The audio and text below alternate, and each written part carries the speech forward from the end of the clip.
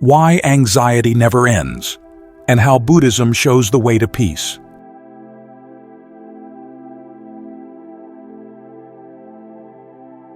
Have you ever felt a quiet ache in your heart? A longing for peace that always seems just out of reach? No matter how much you try, it feels as if something inside keeps pulling you back into worry. This is anxiety. It is not just a passing mood, but an experience that can feel like a prison with no door. Yet the Buddha's wisdom shows us that the door is not locked. In fact, we already hold the key. The key is not about escaping life, but about finding freedom right in the middle of it. The Buddha explained this through a simple but powerful image: the two arrows. Life will always bring pain, challenges, and changes we cannot avoid. This is the first arrow. It is the natural sting of being human. But then comes the second arrow. This is the one we shoot into ourselves. It is the way we react, judging, blaming, resisting, or fearing our own feelings. The first arrow is unavoidable. The second arrow is optional. And yet, it is often the second arrow that causes the deepest wounds, keeping anxiety alive long after the first pain has passed. Let's take a closer look at the first arrow. These are the real struggles of life, what Buddhism calls dukkha, often translated as suffering, but more accurately meaning the stress and unease that come with living in an uncertain world. In daily life, the first arrow can feel like financial worries, the weight of bills, or the fear of not having enough. It can be the pressure of work, the demands of deadlines, or the exhaustion of burnout. It can come from unstable living conditions, environmental concerns, or the fragile nature of our relationships. Even love, which brings joy, can bring loneliness, disappointment, and the pressure to live up to expectations. And beyond all of this lie the universal truths: aging, illness, and death. These are not mistakes or personal failings. They are part of being alive. When our mind reacts to them with sadness or worry, it does not mean we are weak. It simply means we are human. This is the first arrow, and no one escapes it. The deeper problem begins with the second arrow. This is when we take the natural pain of life and multiply it. We tell ourselves, "I shouldn't feel this way." We blame ourselves for being anxious. We resist the feeling, trying to push it away. We even become afraid of the anxiety itself. This is how the wound of the first arrow gets pierced again and again. In Buddhist terms, this cycle is driven by craving, tanha, and clinging, upadana, the desperate wish for things to be stable, safe, and under our control. The more tightly we hold on, the more anxious we feel. Modern psychology describes something very similar in the idea of the hedonic treadmill. We chase one goal after another: money, success, recognition, hoping each achievement will finally give us peace. And for a short while, it feels like it does. But soon the mind grows restless again, setting up a new goal, and the cycle continues. We run harder and harder, but never feel truly satisfied. This is exactly what the Buddha pointed to. Craving does not end suffering. It only renews it. Anxiety also grows out of the fragile self we try to build and protect. Many of us create a picture of ourselves, successful, confident, flawless, and then live in fear that reality will not match that image. When anxiety appears, it feels like a threat to this identity. But Buddhism teaches anatta, the truth of non-self, that this fixed image of me is an illusion. Life is always changing, and so are we. The more we cling to an unchanging idea of who we should be, the more we suffer when life does not match it. This is the truth we need to see clearly. Anxiety is not just an emotion that comes and goes. It is a cycle, a system that feeds on itself. The first arrow, the pain of life, is real, but it does not have to imprison us. The second arrow, the way we react, is the one we can choose to let go of. And this simple but profound teaching is where the path of healing begins.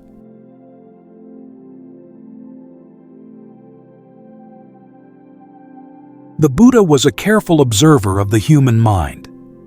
Without ever using the modern word anxiety, he described its shapes and movements with remarkable clarity. In the ancient texts, we find words like bhaya, meaning fear, and paritasana, meaning restlessness or worry, both of which capture the unsettled nature of an anxious mind. More deeply, the Buddha explained that these states belong to what are called the 5 hindrances, inner obstacles that cloud the mind and block true peace. 2 of these hindrances stand out as especially close to what we call anxiety today. The first is uddhacca kukkucca, often translated as restlessness and remorse. This is the mind that cannot settle, always bouncing between regret for the past and worry about the future. It is the restless heart that never feels at home. The second is vicikicca, or doubt. This is not the healthy kind of questioning that leads to wisdom, but a paralyzing uncertainty that makes us feel stuck and unable to trust our path. Together, these 2 states describe with uncanny precision the lived experience of anxiety, an unsettled, doubting mind that cannot find solid ground. What is striking is how timeless this description is.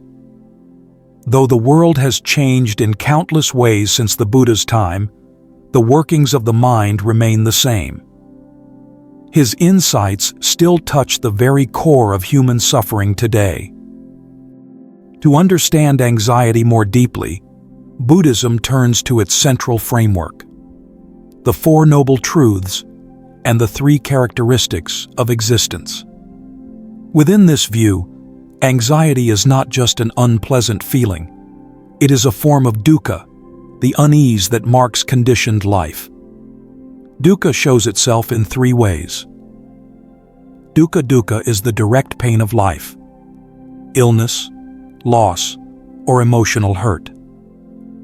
Viparinama dukkha is the suffering of change, the fear of losing what we hold dear, or the unease we feel when life shifts in ways we cannot control. Sankhara dukkha is the most subtle. Even when life seems good, something still feels incomplete, because all things are built on impermanent, changing conditions. This is the very nature of existence. Nothing stays the same. Everything, including our anxiety, is subject to anicca, impermanence. When we cling to what cannot last, worry is born. And when we try to defend a solid sense of me, we forget the truth of anatta, non-self. There is no permanent self for anxiety to crush. Yet our fear often comes from clinging to this illusion of solidity. Beneath it all lies tanha, craving, and upadana, clinging. Together they keep anxiety alive, feeding the mind's endless struggle for control and certainty. The Buddha also gave us a detailed map of how this process unfolds, known as paticca samuppada, or dependent origination. Anxiety is not random. It follows a chain of causes and conditions. It begins with phassa, contact, when our senses or mind meet something unsettling, a thought, a memory, or a situation. From this comes vedana, feeling, the immediate discomfort that arises. If craving, tanha, enters at this point, the desire to push the feeling away, or the wish for perfect safety. Then clinging, upadana, follows, as we tighten our grip on control or demand that life be different. This leads to bhava, becoming, where anxiety solidifies into a habit and even into an identity. I am an anxious person.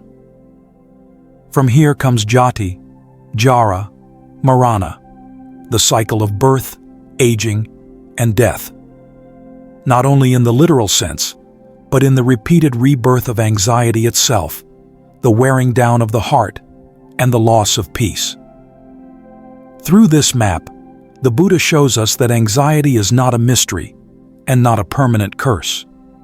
It is a process, a cycle of causes and effects.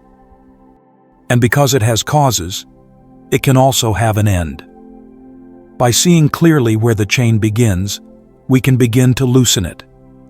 By understanding the anatomy of the anxious mind, we discover the precise places where healing can take root.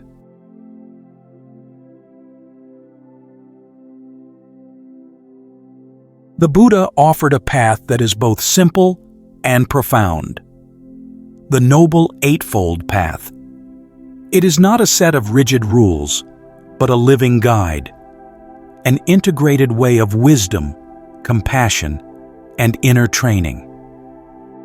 This path helps us see clearly, live ethically, and cultivate a calm and steady mind. And when practiced sincerely, it transforms our relationship with anxiety at its very foundation. The journey begins with right understanding, samadhi. This is the wisdom that allows us to see life as it truly is, not as our anxious mind distorts it. Right understanding helps us notice the difference between what is really happening and how we are reacting to it. It is like becoming an archaeologist of our own mind, gently uncovering layer by layer, asking, is this pain coming from life itself or from my own resistance? Is this the natural sting of reality, or is it suffering I have added on top? With this clarity, we stop confusing our thoughts and fears with truth. And that is the first step toward freedom. From here, we move into right intention, samma sankappa. This is the shift of heart that moves us away from fear, judgment, and clinging, and towards kindness, acceptance, and letting go. Imagine anxiety as an uninvited guest at your door. Most of us slam the door shut or try to drive it away.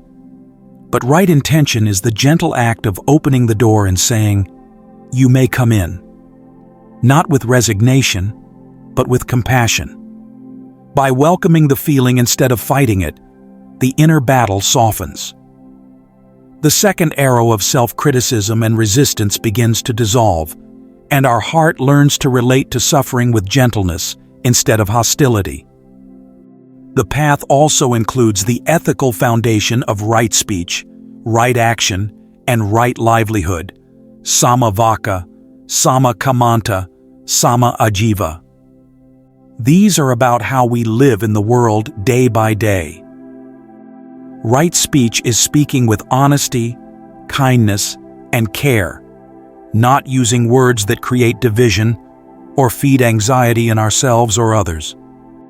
Right action is choosing to live in a way that does not harm, keeping our behavior aligned with compassion and integrity. Right livelihood is earning a living in a way that does not cause harm or inner conflict. Together, these three create an environment of trust, safety, and clarity. A fertile ground where peace of mind can naturally grow. Then comes right effort, samma vayama. This is the wise, steady effort to guide our mind. It is not about forcing anxiety away, but about learning how to work skillfully with our thoughts and emotions. Right effort has 4 steps. Preventing unwholesome states from arising. Letting go of them if they do arise. Nurturing wholesome states like patience and compassion, and sustaining those wholesome states once they are present. Think of it as gently steering a boat through fog. Even when the sky is unclear, we can still keep our hands on the rudder, guiding ourselves forward with care. At the very heart of this practice is right mindfulness, samasati. This is the clear awareness of the present moment. It means noticing what is happening in our body, in our feelings, and in our mind, without judgment. With mindfulness of the body, we can observe the tight chest or racing heartbeat of anxiety. With mindfulness of feelings, we can notice the unpleasant sensations without adding stories about them. With mindfulness of mind, we see when the mind is restless or doubtful, without getting lost in it.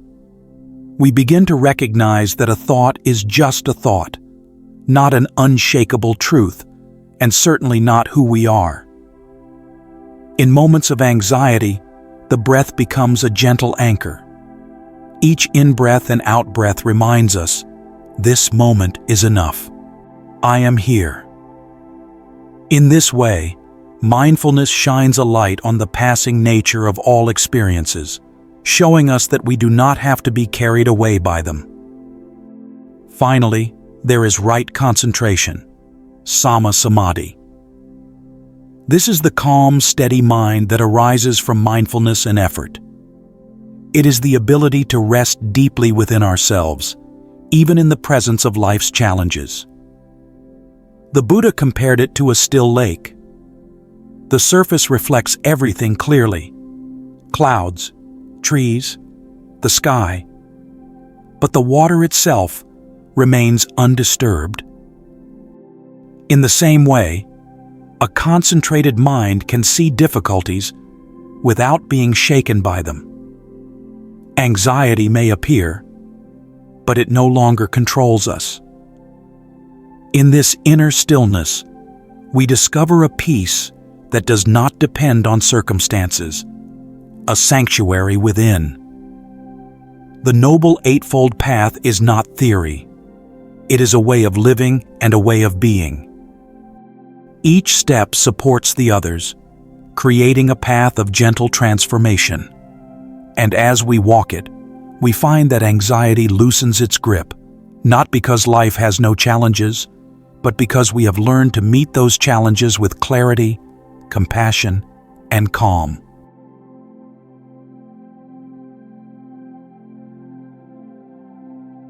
True freedom is not about erasing every problem or silencing every trace of worry. Life will always bring change, loss, and uncertainty. But freedom comes when we stop adding layers of resistance and self-blame on top of what is already difficult. We may not be able to control the waves of life, yet we can learn to rest calmly as they rise and fall. This is what it means to find freedom even in chains. The conditions of life may remain, but the mind no longer has to be bound by them. Liberation is not escape. It is a shift of perspective, the discovery of peace that does not depend on outside circumstances. Such peace grows stronger when our lives are rooted in integrity. Speaking with kindness, acting with compassion, and earning a living without harm create a foundation of trust and stability. When we live in harmony with these values, the heart becomes lighter, less burdened by guilt or inner conflict, and more open to serenity. From this soil arises the possibility of unconditional happiness, a quiet joy that does not rely on everything being perfect. It is the contentment of knowing that this moment, just as it is, can be enough. In letting go of constant craving and endless self-criticism, we touch a freedom deeper than circumstances. The invitation is simple, yet profound. Stop fighting with yourself. When the struggle ends, anxiety has nothing left to hold on to. The key to liberation is already within you. In the courage to let go, the clarity to see things as they are, and the compassion to walk gently with your own mind.